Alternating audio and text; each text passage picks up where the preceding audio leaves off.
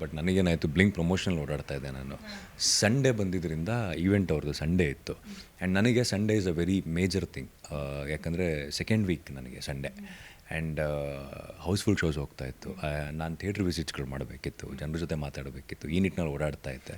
So ಮಧ್ಯದಲ್ಲಿ ಹೋಗೋಣ ಅಂತ ಅಂದ್ಕೊಂಡೆ, ಟೈಮ್ ಆಗಲಿಲ್ಲ. ಯಾಕಂದರೆ ಬೀಗ್ರೂಟ ಇದ್ದಿದ್ದು ಅವ್ರದ್ದು ಮಧ್ಯಾಹ್ನ ಇತ್ತು. ಈವ್ನಿಂಗ್ ಇದ್ದಿದ್ದರೆ ಲೇಟ್ ನೈಟರು ನಾವು ಒಂಚೂರು ಪ್ಲ್ಯಾನ್ ಮಾಡ್ಬೋದಿತ್ತು. ಬಟ್ ಮಧ್ಯಾಹ್ನ ಇದ್ದಿದ್ದರಿಂದ ನಾನು ಎಲ್ಲೋ ಒಂದು ಕಡೆ ಇದ್ದೆ, ಇದು ಎಲ್ಲೋ ಒಂದು ಕಡೆ ಇತ್ತು ಈವೆಂಟು. ಸೊ ಹಾಗಾಗಿ ಕುಡಂಟ್ ಮೇಕ್ ಇಟ್. ನಾನು ದೀಪಿಕಾ ಕೂಡ ಫೋನ್ ಮಾಡಿ ಹೇಳಿದೆ, ದೀಪಿಕಾ ವೆರಿ ಸಾರಿ ಆಗಲಿಲ್ಲ ನನಗೆ ಮಾಡೋದಕ್ಕಂತ. ಪರವಾಗಿಲ್ಲ ಅಂತಂದರು. Very good friends.